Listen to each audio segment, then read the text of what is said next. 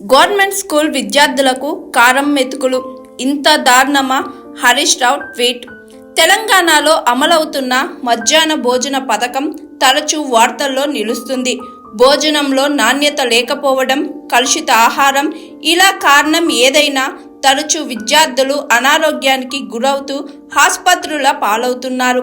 రాష్ట్రంలో వరుస ఘటనలు చోటు చేసుకోవడంతో అధికారులు మధ్యాహ్న భోజనంతో పాటు ప్రభుత్వ హాస్టల్లో అధికారులు తనిఖీలు చేపట్టారు.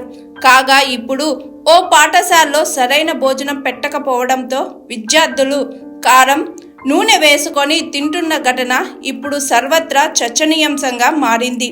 ఈ ఘటనపై మాజీ మంత్రి బీఆర్ఎస్ ఎమ్మెల్యే హరీష్ రావు తీవ్రంగా స్పందించారు.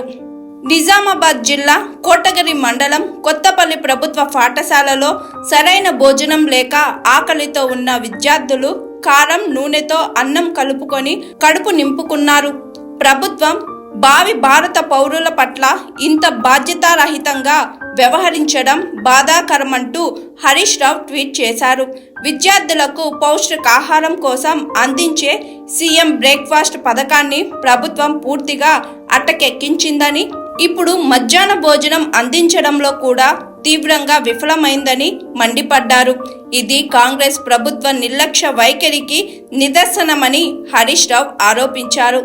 మధ్యాహ్న భోజన పథకానికి సంబంధించిన భోజన సామాగ్రి బిల్లులు, కుకింగ్ హెల్పర్లు వేతనాలు పెండింగ్ ఉండడం వల్ల విద్యార్థులకు సరైన భోజనం అందడం లేదని హరీష్ రావు ఆరోపించారు. డిప్యూటీ సీఎం మల్లు భట్టి విక్రమార్క వెంటనే స్పందించి మధ్యాహ్న భోజన పథకం పెండింగ్ బిల్లులను, కార్మికుల జీతాలను చెల్లించి ప్రభుత్వ పాఠశాలలో చదువుకునే విద్యార్థుల కడుపు నింపాలని హరీష్ రావు డిమాండ్ చేశారు.